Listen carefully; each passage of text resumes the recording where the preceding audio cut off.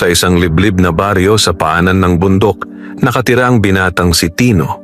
Isang ulilang magsasaka na tila sinusubok ng tadhana mula pa pagkabata. Ang kanilang kubo ay yari lamang sa kawayan at pawid, at sa bawat malakas na ulan ay tumutulo ang bubong na para bang umiiyak kasama niya. Lumaki si Tino sa hirap. Maaga siyang namulat sa realidad ng buhay, na ang sikap ay hindi laging sapat at ang kapalaran ay hindi pantay ang hatol sa lahat.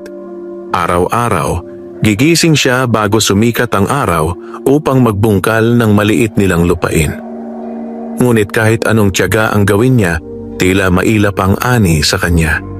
Ang lupang sinasaka niya ay tuyot at matigas, para bang matagal nang tinalikuran ng biyaya. Kung minsan, napapaupo na lamang siya sa gitna ng bukid, pinagmamasdan ang manipis na tanim na palay na hirap tumubo. Hanggang kailan kaya ganito? Mahina niyang bulong sa sarili isang umaga. Wala siyang ibang kasama sa buhay kundi ang lumang kalabaw na si Berto at ang alaala ng kanyang mga magulang. Namatay ang kanyang ama sa sakit at ang ina naman ay pumanaw sa pagod at gutom ilang taon na ang nakalipas. Mula noon, si Tino na ang bahala sa sarili. Sa baryo, kilala siya bilang masipag ngunit malas.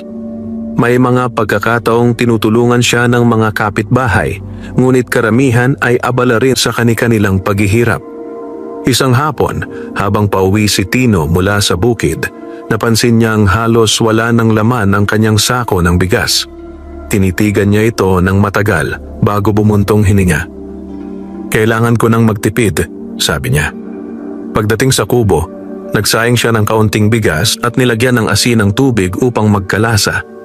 Tahimik siyang kumain habang ang hangin ay marahang humahaplos sa dingding ng kanilang bahay. Kinagabihan, habang nakahiga sa banig, hindi siya dalawin ng antok. Marami siyang iniisip, utang sa tindahan, paparating na tagtuyot, at ang unti-unting pag-asa na tila nauupos sa kanyang dibdib. Kinabukasan, mas maaga pa sa dati ay nagtungo siya sa bukid. Bitbit ang asarol, nagsimula siyang magbungkal sa isang bahagi ng lupa na matagal na niyang hindi nagagalaw. Habang ibinaba niya ang asarol sa matigas na lupa, may kakaiba siyang napansin. May maliit na bunton ng lupa sa gilid ng pilapil. Noong una, hindi niya ito pinansin. Akala niya ay karaniwang punso lamang ng langgam. Ngunit habang nagpapatuloy siya sa pagbubungkal, napansin niyang tila mas malaki ito kaysa sa karaniwan. Lumapit siya. Doon niya nakita ang makapal na hanay ng mga langgam na abalang-abala sa pagpasok at paglabas sa kanilang lungga. Ngunit may isang bagay na agad niyang napuna. Ang mga langgam ay tila kumikislap. Napakunot ang noo ni Tino. Bakit parang may kinang? Bulong niya. Lumuhod siya upang mas mapagmasdan ang mga ito. Sa tama ng sikat ng araw, malinaw niyang nakita na ang katawan ng ilang langgam ay may bahid na tila ginto. Napailing siya. Pagod lang to, sabi niya sa sarili. Tatayo na sana siya nang may mapansin siyang kakaiba. May isang langgam na mas malaki kaysa sa iba, at ito ay dahan-dahang umaakyat sa kanyang paa. Hindi niya ito agad tinaboy. Sa halip, nakaramdam siya ng kakaibang kilabot na hindi niya maipaliwanag. Doon nagsimulang magbago ang takbo ng kanyang kapalaran. Nanatiling nakatitig si Tino sa langgam na gumagapang sa kanyang paa. Karaniwan, agad niya itong ipapagpag. Ngunit may kung anong pumigil sa kanya. Isang pakiramdam na hindi niya maipaliwanag. Dahan-dahang umakyat ang malaking langgam hanggang sa kanyang bukong-bukong. Sa sikat ng araw, muli niyang nakita ang kakaibang kinang sa katawan nito. Hindi iyon pangkaraniwan. Para itong pinahiran ng pinong pulbos na ginto. Napasinghap si Tino. Hindi ito normal, bulong niya. Maingat niyang inilapit ang kamay at marahang iniharang ang daliri sa daraanan ng langgam. Sa halip na umiwas, huminto ang munting nilalang at tila tumingala sa kanya. Doon siya kinilabutan. Pakiramdam niya ay pinagmamasdan siya. Napailing siya upang itaboy ang kakaibang ideya Guni-guni lang, sabi niya sa sarili. Ngunit sa mismong sandaling iyon, may maliit na bagay na nahulog mula sa bibig ng langgam at tumama sa kanyang balat. Isang butil. Agad niya itong pinulot. Napatitig siya. Ang hawak niya ay tila isang napakaliit na butil ng bigas, ngunit kumikislap ito na parang ginto. Napakunot ang noo ni Tino habang iniikot-ikot iyon sa pagitan ng kanyang mga daliri. Butil lang naman ito, mahina niyang sabi. Ngunit may kakaibang bigat ang munting bagay. Hindi ito tulad ng ordinaryong ipa o butil ng palay. Mas mabigat ito kaysa sa inaasahan niya. Muling gumalaw ang malaking langgam at bumaba sa kanyang paa, saka naglakad pabalik sa punso. Hindi na ito hinabol ni Tino. Sa halip, matagal siyang napatitig sa hawak na butil. Maya-maya, tumayo siya at inilagay iyon sa bulsa ng kanyang kupas na kamiseta. Nagpatuloy siya sa pagbubungkal, ngunit hindi na siya mapalagay. Paulit-ulit bumabalik sa isip niya ang nakita. Pagsapit ng tanghali, nagpahinga siya sa ilalim ng punong mangga. Doon niya muling inilabas ang munting butil. Sa liwanag ng araw, mas luminaw ang kakaibang kinang nito. Subukan ko nga, bulong niya. May naalala siyang lumang paniniwala ng kanyang ama, na kung minsan, ang mga kakaibang bagay sa bukid ay may dalang hiwaga. Bagamat hindi siya madaling maniwala sa pamahiin, wala namang mawawala kung susubukan. Maingat niyang kinagat ang butil. Bigla siyang napaatras. Matigas ito. Hindi parang bigas. Mabilis niyang inilabas sa bibig ang butil at napalunok. Aray, parang metal, sabi niya habang hinihipan ang ngipin. Ngayon ay sigurado na siya. Hindi ito ordinaryong butil. Agad niyang binalot ang bagay sa piraso ng lumang tela at itinago sa kanyang bulsa. Kinagabihan, matapos ang maghapong trabaho, nagtungo siya sa maliit na tindahan ni Aling Sela sa baryo upang bumili sana ng asin at kaunting tuyo. Ngunit bago pa siya makapagsalita, may ideyang sumagi sa isip niya. Lumapit siya sa lumang timbangan sa gilid ng tindahan. Aling Sela, mahina niyang tawag. Pwede po bang magpatimbang? Nagtaas ng kilay ang matanda ngunit tumango. Ineng, ano yan? Tahimik na inilabas ni Tino ang munting butil at inilapag sa timbangan. Sa una, parang walang nangyari. Ngunit maya-maya, dahan-dahang gumalaw pababa ang isang panig ng timbangan. Nanlaki ang mga mata ni Aling Sela. Ha? Ang liit niya na? Hindi nakapagsalita si Tino. Dahil sa unang pagkakataon sa maraming taon, may kakaibang pag-asa na sumibol sa kanyang dibdib. At hindi pa niya alam, ito pa lamang ang simula. Hindi makatulog si Tino ng gabing iyon. Paulit-ulit niyang iniikot sa palad ang munting butil habang nakahiga sa kanyang banig. Sa liwanag ng gasera, lalo itong kumikislap. Tila babuhay at may sariling lihim na gustong ibunyag. Hindi na siya mapakali. Bumangon siya. Lumabas ng kubo. Tahimik ang baryo. Tanging huni ng kuliglig at banayad na ihip ng hangin ang maririnig. Ngunit sa dibdib ni Tino, malakas ang pintig ng kaba at pananabik. Babalikan ko bukas, bulong niya sa sarili. Ngunit alam niyang hindi siya makapaghihintay. Kinuha niya ang kanyang lumang lampara at agad naglakad pabalik sa bukid kahit gabi na.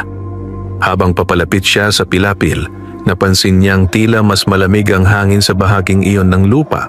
Ang mga dahon ng damo ay bahagyang gumagalaw kahit halos wala namang hangin. Tumigil siya sa tapat ng punso. Sa dilim ng gabi, mas kapansin-pansin ang kakaibang kinang. Nanlaki ang kanyang mga mata. Ang buong punso ng langgam ay tila may bahid ng ginintuang liwanag, mahina ngunit malinaw. Diyos ko, mahina niyang sabi. Lumuhod siya. Tahimik. Maingat. Pinagmasdan niya ang hanay ng mga langgam. Ngayon ay mas malinaw, hindi lang isa ang may kinang. Marami sa kanila ang may bahid na parang ginto sa katawan. At sa gitna ng punso, may mas malaking butas. Napakunot ang noo ni Tino. Hindi niya ito napansin kanina. Ang butas ay mas malalim kaysa sa karaniwang lungga ng langgam. Para itong maliit na lagusan na papaloob sa lupa. Biglang may gumalaw sa loob. Dahan-dahang lumabas ang malaking langgam na nakita niya kanina. Ngunit ngayong gabi, mas kapansin-pansin ang anyo nito. Mas malaki. Mas matingkad ang kinang. At sa bibig nito, may dala na naman itong kumikislap na butil. Napigil ang hininga ni Tino. Hindi siya gumalaw. Hindi rin siya kumurap. Ang malaking langgam ay lumapit sa gilid ng punso at marahang ibinaba ang butil sa lupa, tila sinasadyang ipakita. Parang iniaalok. Napatingin si Tino sa paligid. Walang ibang tao. Dahan-dahan siyang nagabot ng kamay. Huminto ang langgam. Hindi umatras. Hindi umatake. Tahimik lang itong nakatingin sa kanya. Maingat niyang pinulot ang butil. Mas mabigat ito kaysa sa nauna. Mas maliwanag ang kinang. At sa mismong sandaling iyon, gumalaw ang lupa sa ilalim ng punso. Napaatras si Tino. May mahina ngunit malinaw na ugong mula sa ilalim ng lupa. Parang may matagal nang natutulog na bagay na unti-unting nagigising. Lumakas ang tibok ng dibdib niya. Gusto niyang tumakbo. Pero may kung anong puwersa ang pumipigil sa kanya. Muling gumalaw ang malaking langgam. Umakyat ito sa isang maliit na nakausling bato sa gilid ng punso at huminto.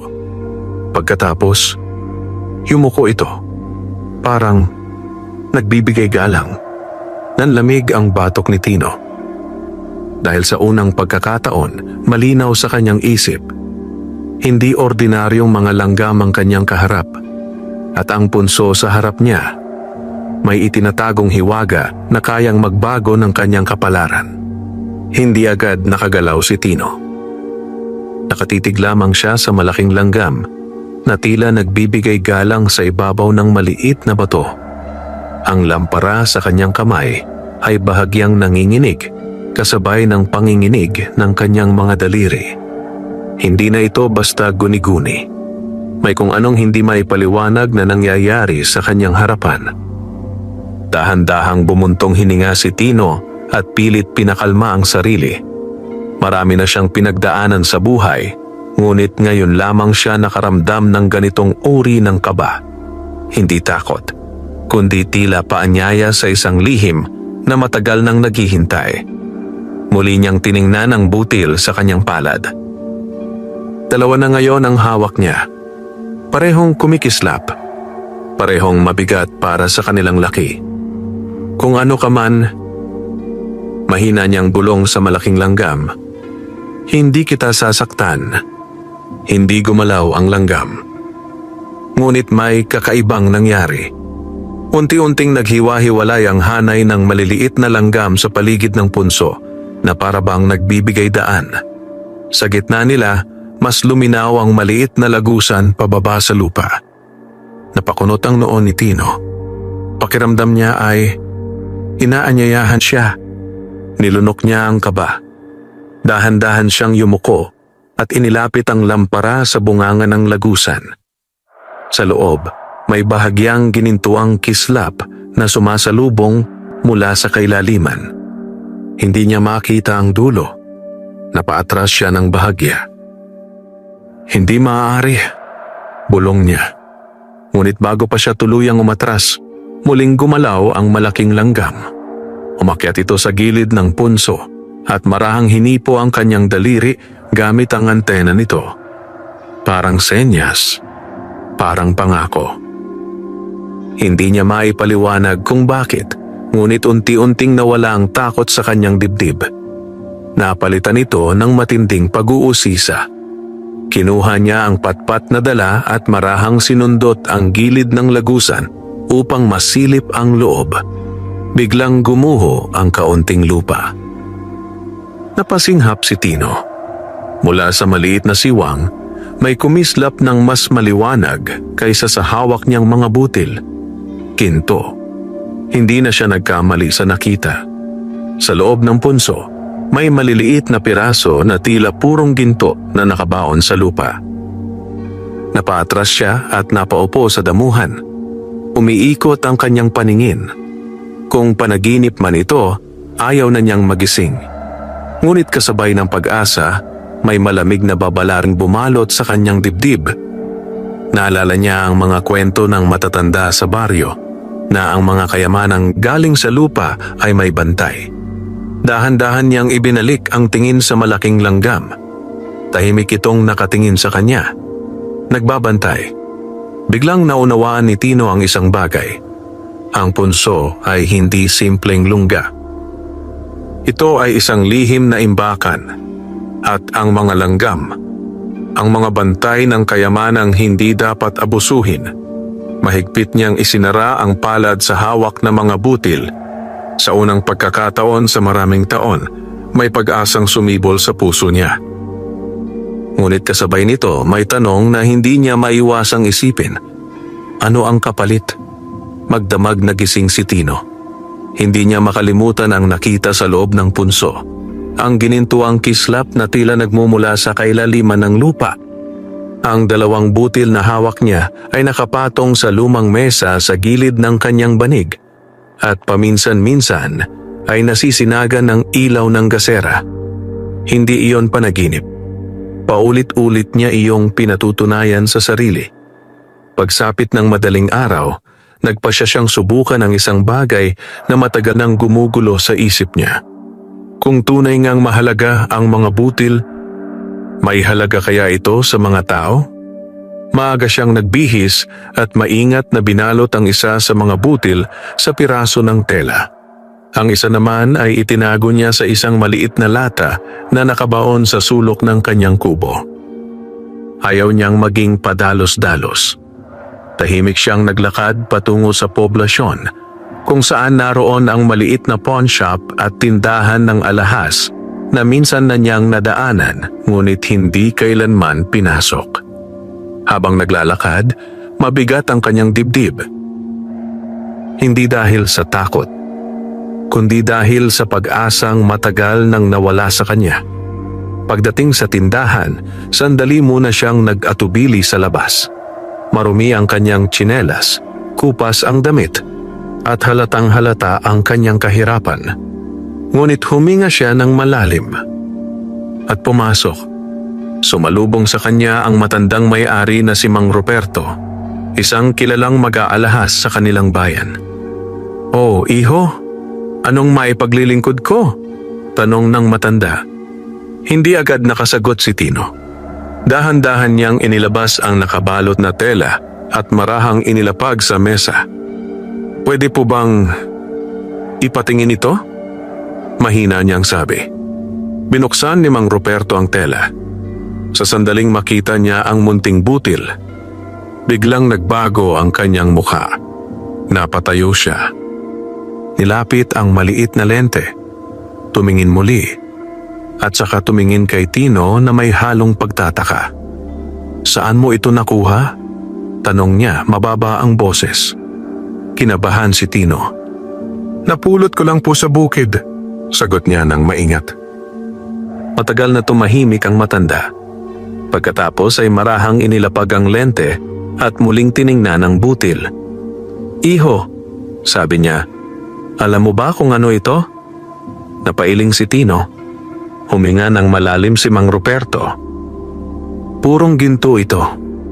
Parang tumigil ang mundo ni Tino. Nanlaki ang kanyang mga mata. Hindi siya nakapagsalita. Ilang sandaling katahimikan ang lumipas bago muling nagsalita ang matanda. "Napakaliit nito. Pero napakataas ng kalidad. Saan mo ulit nakuha?" Hindi agad sumagot si Tino. Sa dibdib niya, unti-unting sumisibol ang isang bagay na matagal nang patay. Pag-asa. Maya-maya, marahang nagsalita si Mang Ruperto. "Kung gusto mong ipagbili ito, may halaga ito." Napaupo si Tino. Ang mundo na matagal niyang kinagisnan ang mundong puno ng gutom, utang at pagkatalo ay tila unti-unting nagkakaroon ng bitak. At hindi pa niya alam, ang munting langgam sa kanyang bukid ay magsisimula pa lamang magbigay ng biyaya. Hindi pa rin makapaniwala si Tino sa narinig mula kay Mang Ruperto. Purong ginto. Ang munting butil na halos hindi pansinin ay may tunay na halaga.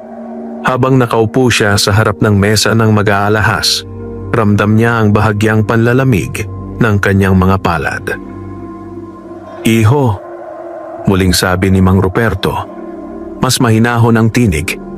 "Kung nais mong ipagbili ito, mabibili ko. Maliit man, pero mataas ang kalidad." Nilunok ni Tino ang kaba. "Magkano po?" maingat niyang tanong. Tinimbang ng matanda ang butil sa maliit na timbangan. Matagal itong pinagmasdan bago nagbanggit ng halaga.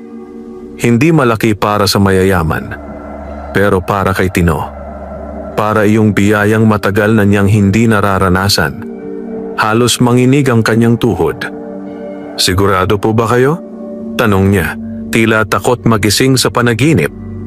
Tumango si Mang Ruperto. "Kung may iba ka pang ganito, iho, bihira ang kalidad na ito." Hindi agad sumagot si Tino. Sa loob-loob niya, bumalik sa alaala ang punso, ang malaking langgam, at ang ginintuang kislap sa ilalim ng lupa. Ngunit maingat siya. Ayaw niyang magsalita ng sobra. Matapos ang ilang sandaling pag-iisip, marahan siyang tumango. "Sige po." Tinanggap niya ang bayad na tila may halong pangamba at pananabik. Mahigpit niyang hinawakan ang perang matagal na niyang hindi nararamdaman sa palad. Paglabas niya ng tindahan, saglit siyang napatigil sa gilid ng daan. Mainit ang sikat ng araw. Ngunit sa dibdib niya, may bagong init na umusbong. Ang pakiramdam na baka, sa wakas, may pagbabago ng paparating. Hindi siya nag-aksaya ng oras. Dumiretso siya sa tindahan ni Aling Sela. Nanlaki ang mata ng matanda nang makita siyang may dalang sapat na pera. "O Tino, may biyaya ah?" biro nito. Ngumiti lang siya ng bahagya. Sa unang pagkakataon matapos ang maraming buwan, nakabili siya ng sapat na bigas, kaunting tuyo, asin at kahit kaunting kape. Hindi marangya, pero sapat para hindi sila magutom ni Berto sa mga susunod na araw. Habang pauwi siya sa kubo, mas magaan ang kanyang hakbang. Ngunit hindi niya napansin. May isang pares ng matang nakamasid sa kanya mula sa di kalayuan. Si Lando, ang kilalang usisero at mapagmatyag na lalaki sa baryo. Matagal na nitong napansin ang pagpasok ni Tino sa alahasan. At mas lalo siyang nagtaka nang makitang may dalang maraming pinamili ang binata pa uwi. Napangisi si Lando. May kakaiba kay Tino, mahina niyang bulong. Samantala, pagdating ni Tino sa bukid kinahapunan, agad siyang nagtungo sa punso. Tahimik ang paligid. Ngunit nang siya'y lumapit, naroon na naman ang malaking langgam. Naghihintay. At sa paanan ng punso, may panibagong kumikislap na butil. Napahinto si Tino. Unti-unti niyang naunawaan ang isang bagay na magpapabago sa kanyang buhay. Hindi nagkataon ang lahat. Pinipili siya. Tahimik na nakatayo si Tino sa harap ng punso. Sa kanyang paanan, malinaw na kumikislap ang panibagong butil ng ginto. At sa ibabaw ng nakausling bato, naroon ang malaking langgam, tila matiyagang naghihintay sa kanyang desisyon. Ngunit ngayon, iba na ang pakiramdam ni Tino. Hindi na lamang ito tuwa at pag-asa. May kasama ng pag-iingat. Dahan-dahan siyang lumuhod at marahang pinulot ang butil. Mainit ito sa kanyang palad, para bang may sariling buhay. Saglit siyang napapikit. "Maraming salamat." Mahina niyang bulong. Hindi niya alam kung bakit niya iyon sinabi. Pero tila tama. Sa sandaling iyon, gumalaw ang malaking langgam. Umakyat ito sa gilid ng kanyang kamay at marahang hinipo ang kanyang balat gamit ang antena nito. Biglang nanlamig ang batok ni Tino. May kakaibang pakiramdam na dumaloy sa kanyang katawan. Hindi sakit, Hindi takot, kundi parang may mensaheng tahimik na ipinarating sa kanya. Isang babala. Unti-unti niyang naunawaan. Huwag magmadali. Huwag maging sakim. Huwag ipagsabi. Napamulat si Tino. Mahigpit niyang isinara ang palad sa butil at marahang tumango. Maiintindihan ko, bulong niya. Muling bumaba ang malaking langgam at naglakad pabalik sa punso kasabay ng pagbalik sa normal na galaw ng iba pang langgam. Para bang tapos na ang usapan. Tumayo si Tino at naglakad pa uwi, ngunit ngayon ay mas mabigat ang kanyang iniisip. May biyaya, pero may kapalit. Kinagabihan, habang kumakain siya ng mainit na kanin at tuyo, isang simpleng hapunang matagal niyang hindi natikman, may kumatok sa kanyang pintuan. Napakunot ang noo niya. Bihira ang bisita sa kanyang kubo. Lumapit siya at marahang nagbukas. Bumungad sa kanya si Lando. Nakasuot ito ng pamilyar na ngisi. "O Tino," sabi nito na parang walang mali siya. "Napadaan lang ako. Napansin ko kasi. Mukhang naparami ang pinamili mo ngayon ha." Nanahimik si Tino. May kung anong kumirot sa kanyang dibdib. Ngunit pinilit niyang maging kalmado. May kaunting benta lang sa bukid. Maikli niyang sagot. Hindi agad nagsalita si Lando. Tinitigan siya nito mula ulo hanggang paa na para bang may sinusukat. Pagkatapos ay bahagyang ngumiti. "Ganun ba? Mabuti kung ganon." Ngunit bago ito tuluyang umalis, bahagya itong yumuko palapit kay Tino at bumulong. Sa baryong ito, mahirap magtago ng biyaya. Nanlamig ang batok ni Tino. Tahimik na umalis si Lando. At sa unang pagkakataon mula nang magsimulang magbago ang kanyang kapalaran, nakaramdam si Tino ng tunay na panganib. Hindi agad isinara ni Tino ang pinto matapos umalis si Lando. Matagal siyang nakatayo roon, nakatanaw sa dilim ng gabi. Ang mga salitang binitawan ng lalaki ay paulit-ulit na umuukit sa kanyang isipan. Sa baryong ito, mahirap magtago ng biyaya. Dahan-dahan niyang isinara ang pinto at isinandal ang likod sa kahoy. Ramdam niya ang bahagyang panginginig ng kanyang mga kamay. Hindi siya mangmang. Alam niyang may duda na si Lando. Lumapit siya sa mesa at maingat na inilabas ang natitirang butil ng ginto. Sandali niya itong tinitigan bago muling binalot at itinago sa ilalim ng lumang lata na nakabaon sa sahig ng kubo. Ngunit kahit nakatago na iyon, hindi pa rin mapawi ang kanyang kaba. Kinabukasan, mas maaga pa sa dati ay nagtungo siya sa bukid. Habang naglalakad sa pilapil, mas maingat na ang kanyang mga mata. Sinusuri ang paligid, nakikinig sa bawat kaluskos. Tahimik ang umaga. Ngunit may pakiramdam siyang hindi siya nag-iisa. Pagdating sa punso, naroon na naman ang malaking langgam. Naghihintay. Ngunit ngayon, may kakaiba sa galaw ng mga maliliit na langgam sa paligid. Mas mabilis sila. Mas magulo ang kanilang hanay na para bang may hindi pangkaraniwang nangyayari. Lumuhod si Tino. "Anong meron?" Mahina niyang tanong, kahit alam niyang walang salitang sagot ang darating. Sa sandaling iyon, may malakas na kaluskos mula sa damuhan sa likuran niya. Mabilis siyang napalingon. Wala. Tahimik ang paligid. Ngunit hindi siya nagkamali. May gumalaw. Mahigpit niyang hinawakan ang asarol na dala at dahan-dahang tumayo. Ilang hakbang siyang lumayo sa punso. Paikot na sinusuri ang paligid. Lumipas ang ilang sandali. Wala pa rin. Ngunit nang muli siyang lumingon sa punso, napahinto siya. Ang malaking langgam ay nakataas ang katawan. Nakaharap sa direksyong pinanggalingan ng kaluskos. Parang nagbabantay. Unti-unting bumilis ang tibok ng puso ni Tino. Hindi na ito basta pakiramdam lamang. May nakamasid nga. Mabilis niyang pinulot ang butil na nakahain sa paanan ng punso at maingat na inilagay sa bulsa. Pagkatapos ay marahang umurong. Hindi siya nagtagal. Hindi na muna. Habang naglalakad siya pauwi, paulit-ulit siyang lumilingon sa likuran. At sa gilid ng masukal na damuhan, hindi niya napansin ang pares ng matang kanina pa nagmamasid. Tahimik, mapagmatyag, at unti-unting nagkakaroon ng interes sa lihim na natuklasan ni Tino. Maghapon na balisa si Tino.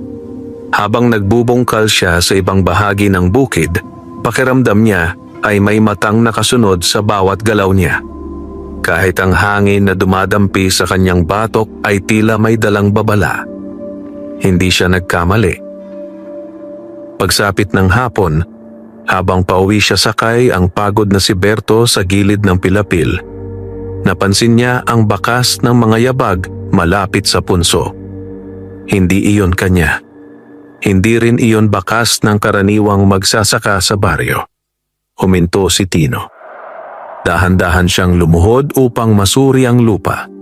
Sariwa pa ang mga yapak at malinaw na may taong nagpunta roon. Kamakailan lamang. Nanikip ang kanyang dibdib. Agad niyang binalingan ng punso. Tahimik ang mga langgam. Ngunit may kakaibang ayos ang kanilang galaw. Mas dikit-dikit ang hanay na parabang mas nagbabantay kaysa dati. At ang malaking langgam, nakapwesto sa tuktok ng bato, nakaharap sa direksyong tinutukoy ng mga yapak. Napabuntong hininga si Tino. Huli na! Mahina niyang bulong. Kinagabihan, habang siya ay nagsasaing sa kubo, muling may kumatok sa kanyang pinto. Mas malakas ngayon. Mas tiyak. Alam na niya kung sino. Dahan-dahan siyang lumapit at nagbukas. Si Lando nga. Ngunit hindi na ito ang palangiting Lando na dumalaw kagabi. Mas matalim ang tingin nito ngayon. Mas mapanuri. Tino, sabi nito, tila kaswal ngunit may laman ang tinig. Napadaan ako sa bukid mo kanina. Hindi sumagot si Tino. Tahimik lang siyang nakatingin. Ngumisi si Lando. May kakaiba roon. Nanatiling kalmado ang mukha ni Tino kahit bumibilis ang tibok ng kanyang puso. Talaga? Maikli niyang sagot. Lumapit ng bahagya si Lando. Alam mo, patuloy nito, matagal na akong nakatira sa baryong ito at kabisado ko ang galaw ng lupa. Saglit itong tumigil, saka marahang bumulong. May nakita akong punso na kumikislap. Nalamig ang batok ni Tino. Tahimik ang ilang segundo sa pagitan nila. Pagkatapos ay tuwid na tumingin si Tino sa mata ni Lando. Maraming punso sa bukid, mahinahon niyang sabi. Ngunit hindi umatras si Lando. Sa halip, lalo itong ngumiti, ang ngising may halong kasakiman. Ganun ba? Sabi nito. Kung wala lang pala, baka pwede akong bumalik doon bukas. Doon na tuluyang tumigas ang panga ni Tino. Sa unang pagkakataon mula nang magsimula ang lahat, malinaw na sa kanya. Hindi lang kayamanan ang kanyang natuklasan, kundi isang lihim na maaari ring magdala ng kapahamakan.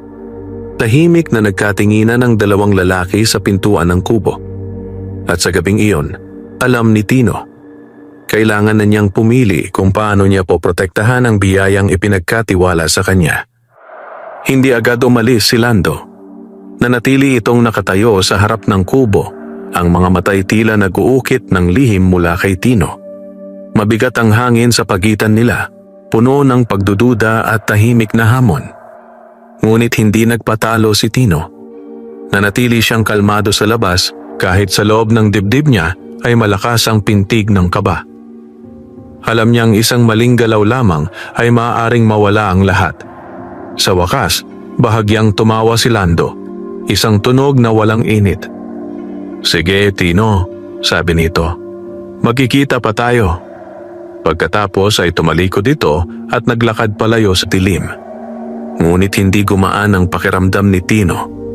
Sa halip, lalo lamang itong bumigat. Maingat niyang isinara ang pinto at naupo sa gilid ng mesa.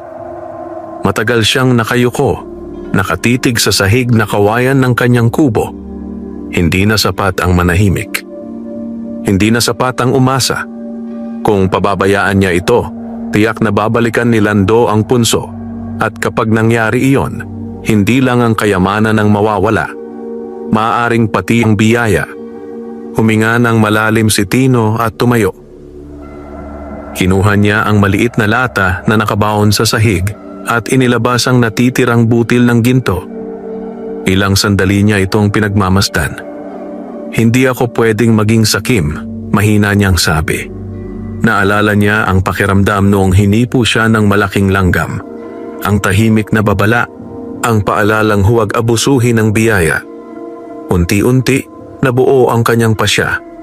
Kinabukasan, bago pa sumikat ang araw, nagtungo siya sa bukid. Tahimik ang paligid. Ang hamog ay nakapatong pa sa mga dahon ng palay.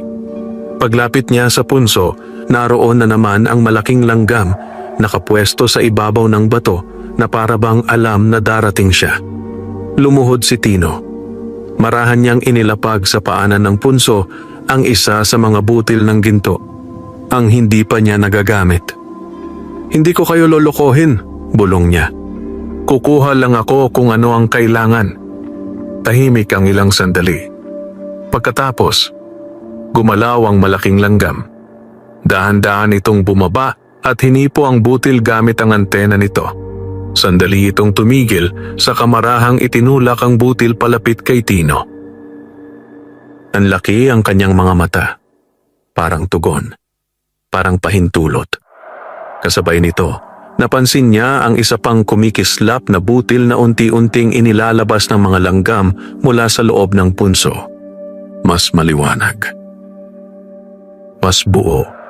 Napabuntong hininga si Tino. Ngayon ay malinaw na sa kanya. Ang biyaya ay hindi basta kinukuha. Ito ay ipinagkakaloob sa marunong rumespeto. Mahigpit niyang hinawakan ang bagong butil at tumayo. Ngunit sa gilid ng kanyang paningin, may gumalaw sa malayong damuhan. Isang anino. At kahit hindi niya pa nakikita ng malinaw, alam na niya kung sino ang nagbabantay mula sa dilim. Hindi pa tapos ang laban. Hindi na nagkunwari si Tino. Habang pauwi siya mula sa punso, ramdam na ramdam niya ang matang nakasunod sa kanyang likuran. Mabagal ang kanyang lakad, ngunit alerto ang bawat himaymay ng kanyang katawan. Pagdating sa kubo, hindi siya agad pumasok. Sa halip, umupo siya sa bangkong kawayan sa labas at kunwari nag-ayos ng tali ni Berto. Ngunit ang totoo, naghihintay siya. At hindi siya naghintay ng matagal. Mula sa likod ng punong santol sa gilid ng bakuran, dahan-dahang lumitaw si Lando. Umisi ito. "Matulis ka rin pala, Tino," sabi nito. Hindi nagulat si Tino. Tumingin lang siya ng tuwid sa lalaki. "Matagal ka nang sumusunod," mahinahon niyang sagot. Lumapit si Lando. Ang mga mata'y kumikislap, hindi ng hiwaga, kundi ng kasakiman. "Diretsuhin na natin," sabi nito. "Anong meron sa punso?" Tahimik si Tino. Hindi siya nagmadali sumagot. Sa loob-loob niya, muling bumalik ang pakiramdam noong hinipo siya ng malaking langgam, ang tahimik na babala, ang paalalang huwag ipagsabi. Huminga siya ng malalim.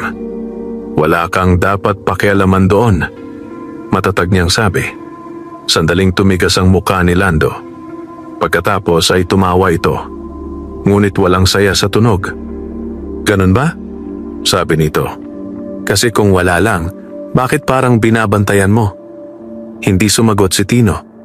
Mas lalo lamang tumalim ang tingin ni Lando. "Alam mo," patuloy nito, mas mababa ang boses, "marami na akong nakitang tulad mo. Biglang may pera, biglang may biyaya." Lumapit pa ito ng isang hakbang.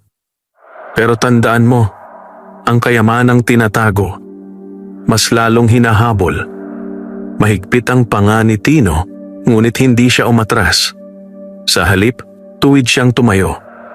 "Lando," mahinahon ngunit matigas niyang sabi, "kung ano man ang iniisip mo, mali ka." Tahimik ang ilang segundo. Pagkatapos ay napangisi si Lando, isang ngising nagbabanta. "Sige, sabi nito. Tingnan na lang natin. Tumalikod ito at naglakad palayo. Ngunit bago tuluyang mawala sa paningin, lumingon ito at nagsabi, "Bukas, babalikan ko ang bukid mo." Naiwang nakatayo si Tino sa bakuran. Mabigat ang dibdib. Ngayon ay sigurado na siya. Darating ang araw na susubukin ang kanyang katapatan at ang lihim ng mahiwagang langgam. At sa pagkakataong iyon, maaaring hindi na sapat ang tahimik na pag-iingat. Hindi na mapakali si Tino buong maghapon. Habang nagkukumpuni siya ng sirang bahagi ng bakod, paulit-ulit bumabalik sa isip niya ang sinabi ni Lando. Hindi yon basta banta. Kilala niya ang lalaki. Kapag may pinupuntirya, hindi ito titigil hanggat hindi nakukuha ang gusto. Pagsapit ng dapit hapon, nagpasya si Tino. Hindi niya hihintayin ang bukas. Kinuha niya ang kanyang lumang itak at ang gasera sa katahimik na nagtungo sa bukid habang papalubog ang araw. Mabagal ang kanyang hakbang, ngunit buo ang pasya. Pagdating sa punso, naroon na naman ang malaking langgam. Nakaharap ito sa direksyon ng daraanan, tila alam na may paparating na panganib. Lumuhod si Tino. "May babalik dito mamaya," mahina niyang sabi. "Hindi kita pababayaan." Hindi siya umasa ng sagot. Ngunit gaya ng dati, gumalaw ang malaking langgam at marahang hinipo ang lupa gamit ang mga antena nito. Unti-unti, nagbago ang kilos ng mga langgam sa paligid. Mas mabilis, mas organisado, mas parang handang lumaban. Nanlamig ang batok ni Tino. Pakiramdam niya ay hindi lamang siya ang nagbabantay ngayong gabi. Umupo siya sa lilim ng punong mangga, ilang dipa mula sa punso. Pinatay niya ang ilaw ng gasera upang hindi mahalata ang kanyang presensya. Tahimik ang gabi. Lumalim ang dilim at lumipas ang mga oras. Hanggang may mahinang kaluskos mula sa pilapil. Unti-unting tumalim ang mga mata ni Tino. May aninong gumagalaw sa pagitan ng damuhan. Dahan-dahan, maingat, at hindi nagtagal, luminaw ang anyo. Si Lando. May dala itong pala. Mahigpit na kumuyom ang kamay ni Tino sa hawak na itak. Tahimik siyang nanatili sa pwesto, pinapanood ang bawat galaw ng lalaki. Lumapit si Lando sa punso, palingalinga sa paligid. Nang matiyak nitong walang tao, itinaas nito ang pala. Ngunit bago pa ito makapaghukay, biglang kumilos ang lupa sa paligid ng punso. Napaatras si Lando. Mula sa mga siwang ng lupa, sabay-sabay na lumabas ang daan-daang langgam. Mas marami kaysa sa nakita ni Tino noon. At sa gitna nila, ang malaking langgam, nakataas ang katawan, tila isang tunay na bantay. Nanlaki ang mata ni Lando. "Ano to?" bulong niya. Hindi pa siya nakakahuma nang biglang nagkagulo ang lupa sa paanan niya. Ang mga langgam ay mabilis na umikot sa kanyang mga paa, paakyat, paikot, hindi nangangagat, ngunit malinaw ang babala. Napaatras si Lando, halos matisod. "Buwisit!" sigaw niya, sabay pagpag sa pantalon. Mula sa dilim, dahan-dahang lumabas si Tino. Tahimik, matatag. "Sabi ko sa'yo," malamig niyang wika. "May bantay ang punso." Nagkatinginan ang dalawang lalaki sa gitna ng madilim na bukid. At sa gabing iyon, malinaw na hindi basta kayamanan ang pinoprotektahan ni Tino, kundi isang hiwagang handang lumaban para sa kanya. Sandaling natigilan si Lando. Ang yabang na kanina'y buo sa kanyang tindig ay tila nabawasan sa harap ng nagkakagulong mga langgam. Patuloy ang pag-ikot ng mga ito sa paligid ng kanyang paa. Hindi nangangagat, ngunit sapat upang ipadama na hindi siya malugod na tinatanggap. Mabilis siyang umurong ng ilang hakbang. "Panakot lang to," pilit niyang sabi, bagaman may bahid na ng kaba ang kanyang boses. Tahimik na nakatayo si Tino sa lilim, mahigpit ang hawak sa kanyang itak ngunit hindi ito itinataas. Hindi niya kailangang manakot. Ang mismong paligid na ang gumagawa noon. Ang malaking langgam ay nakapwesto sa tuktok ng punso, nakaharap kay Lando, tila isang maliit ngunit matibay na bantay. Humigpit ang panga ni Lando. "Anong kalokohan to, Tino?" Tanong niya, pilit ibinabalik ang dating tikas. Hindi agad sumagot si Tino. Iilang sandali muna siyang tumingin sa punso bago marahang nagsalita. Hindi lahat ng bagay sa lupa dapat galawin. Tahimik ang gabi matapos ang kanyang mga salita. Napasinghal si Lando. "Pinagloloko mo ba ako?" sabi nito, ngunit halata na ang pag-aatubili sa kanyang tinig. Sa paanan niya muling gumalaw ang lupa. Mas marami pang langgam ang lumabas at nagsimulang bumuo ng mas makapal na hanay sa pagitan niya at ng punso. Hindi na iyon simpleng pananakot. Babala na iyon. Unti-unting umatras si Lando. 1, 2, 3 hakbang. Hindi siya tumalikod agad, ngunit malinaw na nagbago ang ihip ng hangin. Ang kaninang kasakiman sa kanyang muka ay napalitan ng malamig na pagsusuri. "Tino," mababa niyang sabi, "hindi pa tayo tapos." Hindi na sumagot si Tino. Tahimik lang siyang nakatayo. Ilang sandali pa, tuluyan ang tumalikod si Lando at naglakad palayo sa dilim ng pilapil. Ngunit kahit lumalayo ang kanyang anyo, ramdam ni Tino na hindi pa ito sumusuko. Matagal na nakatitig si Tino sa direksyong pinuntahan ng lalaki, hanggang sa tuluyan itong mawala. Saka lamang siya lumapit sa punso. Unti-unting bumalik sa normal ang galaw ng mga langgam. Ang malaking langgam ay marahang bumaba mula sa bato at saglit na hinipo ang lupa sa paanan ni Tino. Napabuntong hininga siya. "Salamat," mahina niyang sabi. Sa unang pagkakataon mula nang magsimula ang lahat, malinaw na sa kanya. Hindi lang siya ang nagbabantay sa lihim na ito. Ngunit alam din niyang hindi pa ito ang wakas. Dahil ang taong tinaboy ng takot ay kadalasang bumabalik na may mas mabigat na balak. 3 araw na ang lumipas mula nang umatras si Lando. Ngunit hindi bumaba ang bantay ni Tino. Sa bawat paggising niya, una niyang tinitingnan ang bukid. Sa bawat dapit hapon, dinadaanan niya ang punso. At sa bawat gabi, mas magaan na ang kanyang hakbang, ngunit mas matalas ang kanyang pakiramdam. Tahimik ang baryo. Masyadong tahimik. At iyon ang mas lalong nagpapabahala sa kanya. Isang umaga, habang pinapakain niya si Berto sa likod ng kubo, may dumaan na 2 lalaki sa pilapil, mga hindi niya kilala. Saglit lang ang tingin ng mga ito sa kanyang bukid, ngunit sapat iyon upang kumirot ang kanyang dibdib. Hindi iyon karaniwan. Pagdating niya sa punso kinahapunan, agad niyang napansin ang kakaiba. Mas marami ang langgam. Mas makapal ang kanilang hanay sa paligid ng punso. At ang malaking langgam, nakaharap sa direksyong papunta sa baryo.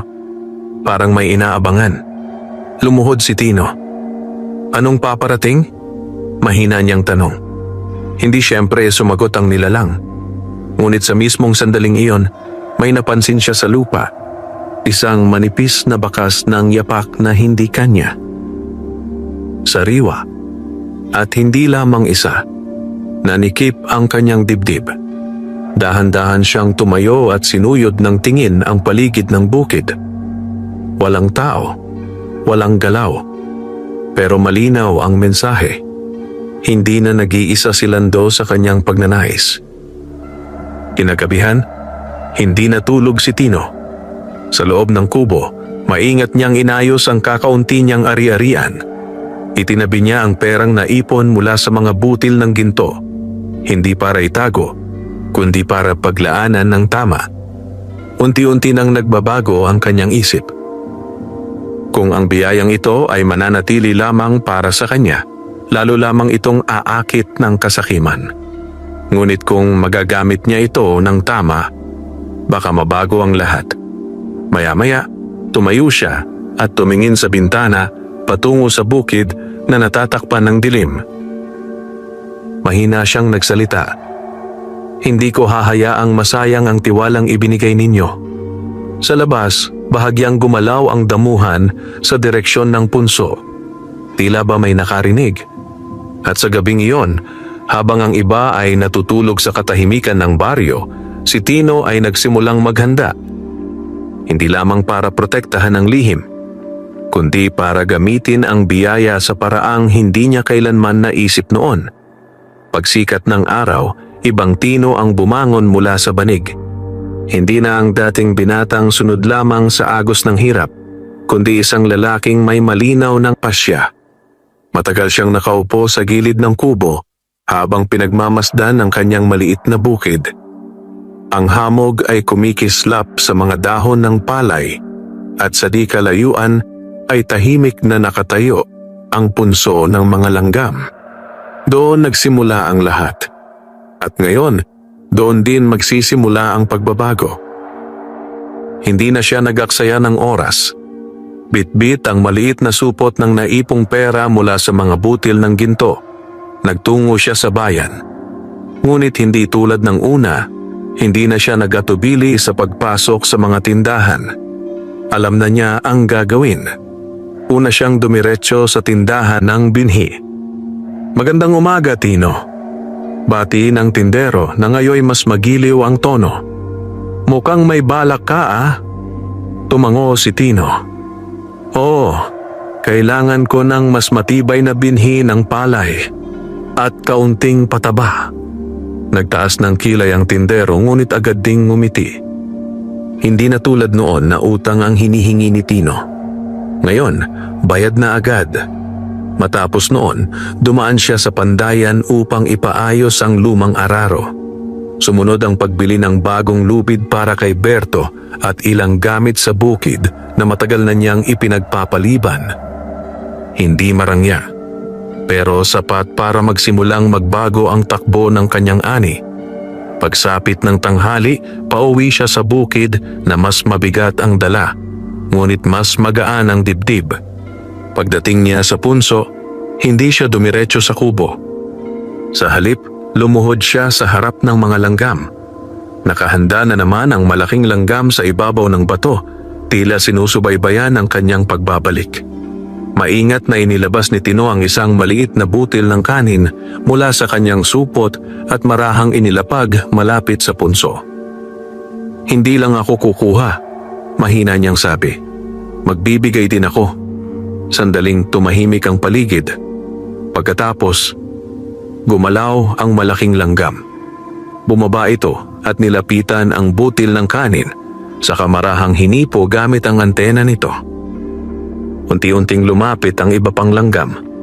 Tahimik, organisado, at sa unang pagkakataon, napansin ni Tino ang kakaibang pagbabago sa hangin sa paligid ng punso. Mas banayad, mas magaan. Parang nasiyahan ng mga bantay. Napangiti si Tino, bahagya ngunit totoo. Tumayo siya at nagsimulang magtrabaho sa bukid. Maghapon siyang nagbungkal, nagtanim at nagayos ng pilapil. Mas masigla kaysa dati. Sa bawat bagsak ng kanyang araro, may bagong lakas sa kanyang mga braso. Ngunit sa gilid ng kanyang paningin, sa malayong bahagi ng pilapil, may dalawang aninong muling nagmasid. Tahimik, mapagmatyag, at ngayong may malinaw ng pagbabago sa buhay ni Tino, mas lalo lamang nagiging mainit ang mata ng mga taong may balak. Hindi pa tapos ang unos. Ngunit sa kauna-unahang pagkakataon, handa na si Tino. Mabilis kumalat ang usap-usapan sa baryo. Sa loob lamang ng ilang linggo, napansin ng mga tao ang pagbabago sa bukid ni Tino. Ang dating tuyot at maputlang lupa ay unti-unting nagiging luntian.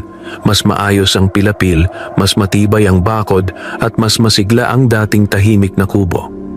Hindi ito nakaligtas sa mapanuring mata ng mga taga-baryo. Parang biglang sinuwerte si Tino, bulong ng ilan. "May sikreto yan," sabi ng iba. Tahimik lamang si Tino sa gitna ng mga bulong-bulungan. Tuloy lang ang kanyang trabaho, Gising bago magbukang liwayway, uwi kapag dapit hapon na. Ngunit sa kabila ng kanyang pag-iingat, nararamdaman niyang umiinit ang paligid.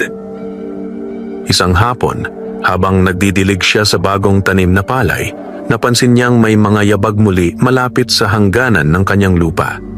Hindi na ito ang unang beses. Dahan-dahan siyang tumayo at sinuyod ng tingin ng damuhan. Walang tao. Pero malinaw ang bakas. Mahigpit ang hawak niya sa timba habang dahan-dahan siyang lumapit sa punso. Naroon ang malaking langgam. Ngunit ngayon, mas mataas ang tindig nito. Mas alerto. At ang hanay ng mga maliliit na langgam ay mas makapal kaysa dati. Parang isang buhay na pader sa paligid ng kanilang lungga. Lumuhod si Tino. May gumagalaw na naman, mahina niyang sabi. Sa sandaling iyon, may napansin siya.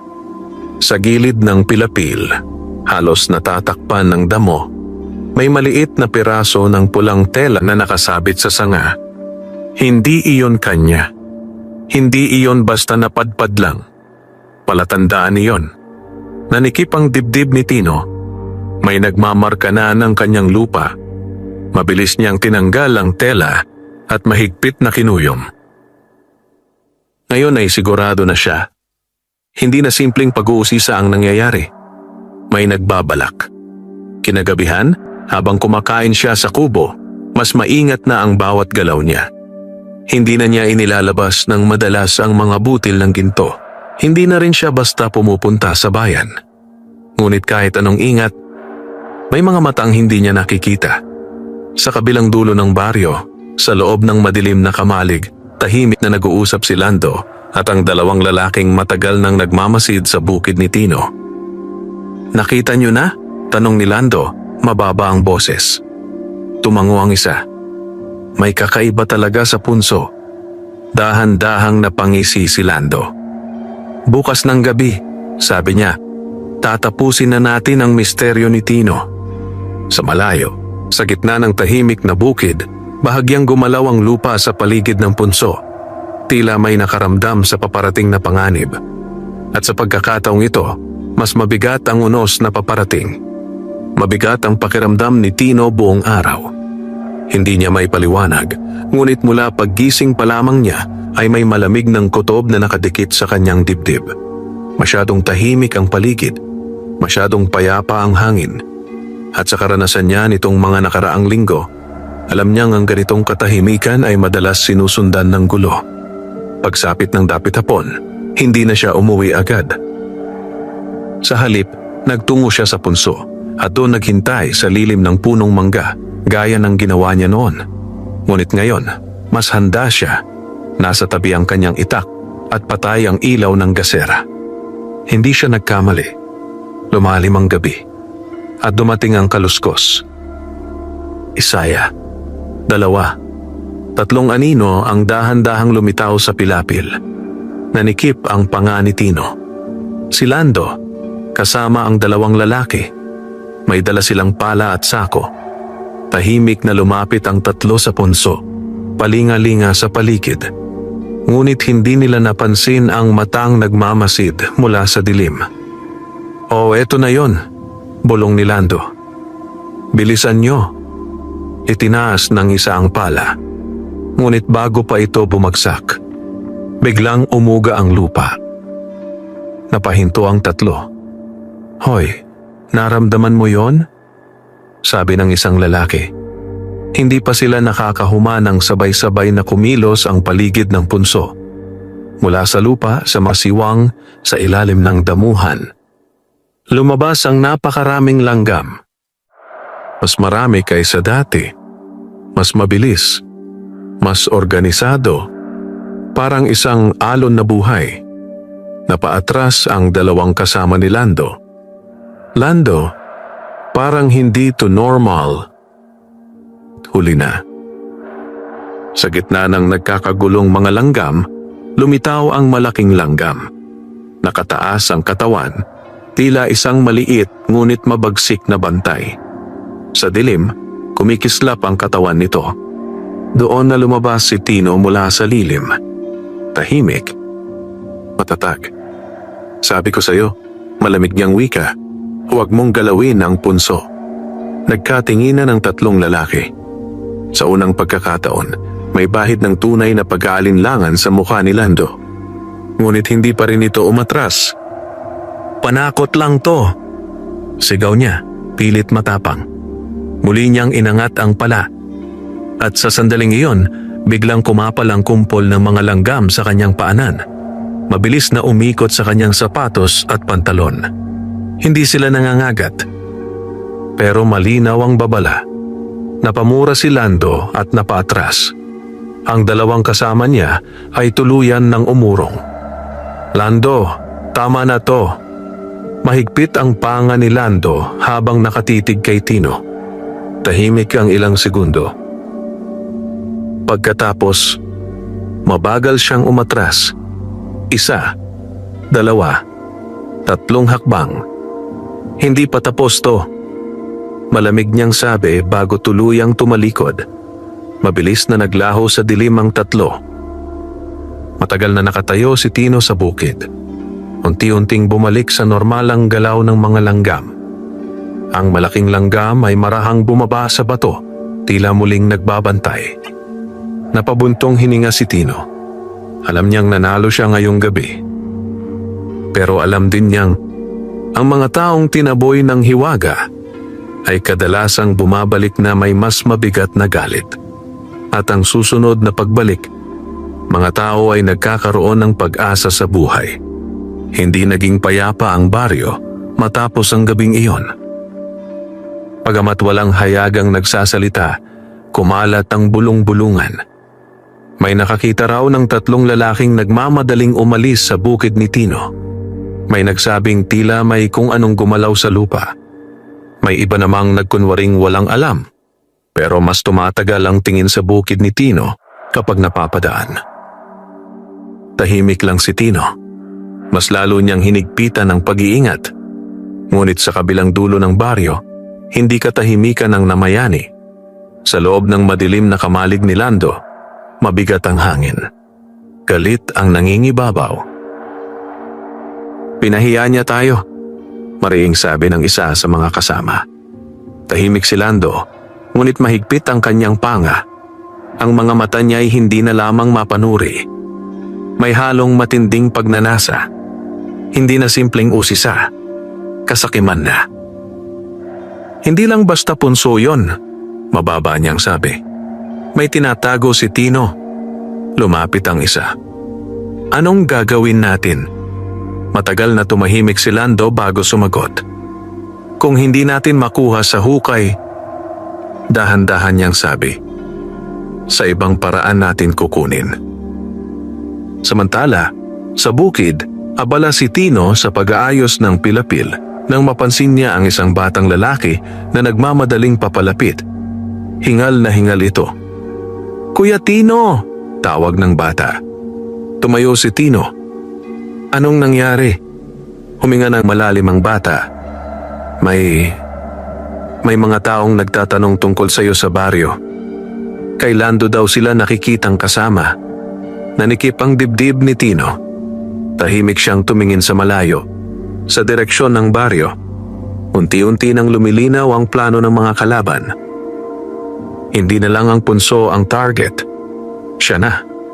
Pagdating niya sa punso kinahapunan, agad niyang napansin ang kakaibang kilos ng mga langgam. Mas mabilis, mas alerto, at ang malaking langgam ay nakaharap sa direksyon ng kanyang kubo. Hindi sa pilapil. Nanlamig ang batok ni Tino. Ako na ang pakay nila. Mahina niyang sabi. Sa unang pagkakataon mula nang magsimula ang lahat, malinaw na sa kanya. Ang tunay na laban ay hindi na lang tungkol sa kayamanan, kundi sa kung hanggang saan niya kayang ipaglaban ang tiwalang ipinagkaloob sa kanya. At sa papalapit na unos, mga tao ay maaaring may kailangan siyang isakripisyo. Hindi na naghintay si Tino. Kinagabihan ding iyon matapos niyang marinig ang babala ng batang naghatid ng balita. Naupo siya sa loob ng kanyang kubo at tahimik na nag-isip. Sa labas, maririnig ang banayad na huni ng kuliglig, Ngunit sa kanyang dibdib, parang may unos na umiikot. Hindi na sapat ang magbantay lamang. Kung magpapatuloy ang kasakiman ni Lando, darating ang araw na hindi na kayang pigilan ng mga langgam ang gulo. At kapag nangyari iyon, maaaring madamay ang buong baryo. Ayaw iyon ni Tino. Mahigpit niyang hinawakan ang maliit na supot ng mga butil ng ginto. Matagal niya itong tinitigan. Pagkatapos ay dahan-dahan siyang tumayo. Bago pa sumikat ang araw kinabukasan, nagtungo siya sa punso. Tahimik ang paligid. Ngunit gaya ng dati, naroon ang malaking langgam, tila naghihintay. Lumuhod si Tino. "May kailangan akong gawin," mahina niyang sabi. Maingat niyang inilabas ang kalahati ng naipon niyang butil ng ginto at marahang inilapag sa paanan ng punso. Sandaling tumahimik ang paligid. Pagkatapos, unti-unting lumapit ang malaking langgam. Hinipon nito ang mga butil. Saglit, tahimik, at sa unang pagkakataon, napansin ni Tino ang kakaibang pagbabago sa lupa sa paligid. Parang bahagyang umaliwalas ang hangin at ang galaw ng mga langgam ay naging mas banayad. Parang pag-unawa, napabuntong hininga si Tino. "Hindi ko hahayaang maging dahilan ito ng gulo," bulong niya. Tumayo siya at tumingin sa malawak niyang bukid. Ang lupang unti-unti nang bumabangon kasabay ng kanyang kapalaran. At doon nabuo ang kanyang pasya. Sa mga sumunod na araw, tahimik siyang kumilos. Hindi niya ipinagyabang, hindi niya ipinaalam. Ngunit isa-isa niyang inayos ang mga bagay na matagal nang kulang sa baryo. Ipinagawa ang sirang poso sa gilid ng daan, tumulong sa pagbili ng binhi para sa ilang kapwa magsasaka, at nagpaayos ng bahagi ng pilapil na matagal ng problema ng komunidad. Hindi alam ng karamihan kung saan galing ang tulong, pero napansin nila ang pagbabago. At kasabay ng unti-unting pagbuti ng baryo, unti-unti ring nagbago ang ihip ng hangin sa paligid ni Tino. Ngunit sa kabilang dulo ng nayon may isang lalaking lalo lamang nagdilim ang loob. Si Lando. Mahigpit ang kanyang kamao habang pinagmamasdan ang mga pagbabagong hindi niya maunawaan. "May tinatago ka pa rin, Tino?" Mababa niyang bulong. At sa gabing iyon, habang ang baryo ay unti-unting nakikinabang sa kabutihan ng isang dating dukha, may isang puso ang lalong nilamon ng kasakiman. Dumating ang panahon ng anihan. Sa unang pagkakataon sa loob ng maraming taon, ang bukid ni Tino ay hitik sa ginintuang palay. Sa bawat hagod ng hangin, tila sumasayaw ang mga uhay, parang nagpapatunay na ang lupaing minsang tuyot ay muli nang nabuhay. Hindi lamang si Tino ang nakapansin. Buong baryo ang nakakita. Ang dating tahimik at kapos na magsasaka ay ngayoy may masaganang ani, maayos na kubo at bukas palad na pagtulong sa kapwa. Ngunit sa kabila ng lahat, nanatili siyang mapagkumbaba. Walang yabang, walang pagmamataas. Isang umaga, habang abala ang mga magsasaka sa anihan, dahan-dahang lumapit si Lando sa gilid ng bukid. Hindi na ito ang dating mayabang na lalaki. Pagod ang muka, mabigat ang mga mata. Matagal itong nakatayo roon bago nagsalita. "Tino." Huminto si Tino sa paggapas at marahang lumingon. Tahimik ang ilang sandali sa pagitan nila. Pagkatapos ay bumuntong hininga si Lando. "Matagal kitang binantayan," diretsong sabi nito. "Akala ko may tinatago kang kayamanan na pwede kong angkinin." Hindi nagsalita si Tino. Pinakinggan lang niya. Ilang saglit pa, nagpatuloy si Lando. Mas mababa na ang tinig. "Pero ngayon, nakikita ko na." Napatingin ito sa malawak na bukid, sa mga magsasakang nagtatawanan habang nag-aani at sa inayos na poso sa gilid ng daan kung saan may mga batang nagsasalukan ng tubig. "Hindi lang pala ginto ang meron ka." Tahimik nang umiti si Tino. Bahagya, ngunit totoo. Hindi naman talaga yon ang mahalaga, mahinahon niyang sagot. Huminga ng malalim si Lando. Sa unang pagkakataon, wala nang bakas ng kasakiman sa kanyang mga mata, tanging pagod at kaunting hiya. Kung hihingi ako ng tulong, mabigat niyang sabi, may pag-asa pa ba? Matagal na tumingin si Tino sa kanya. Naalala niya ang lahat, ang paniniktik, ang banta, ang tangkang pagsalakay. Ngunit naalala rin niya ang tahimik na babala ng malaking langgam. Huwag maging sakim, huwag maging malupit. Gamitin ang biyaya ng tama. Dahan-dahang tumango si Tino. May pag-asa pa, sabi niya. Sa sandaling iyon, parang gumaan ang hangin sa paligid. Sa di kalayuan, sa gilid ng pilapil, tahimik na nakamasid ang malaking langgam sa ibabaw ng bato. Tila isang bantay na nakontento sa naging wakas ng pagsubok. Lumipas ang mga buwan, mas lalo pang umunlad ang baryo. At si Tino, ang dating dukha na walang swerte, ay nanatiling simple ang pamumuhay, ngunit may pusong mas mayaman kaysa sa anumang ginto sa ilalim ng lupa. Dahil sa huli, natutunan niya ang lihim na hindi kayang sukatin ng timbangan.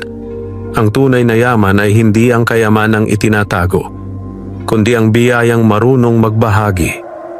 Wakas.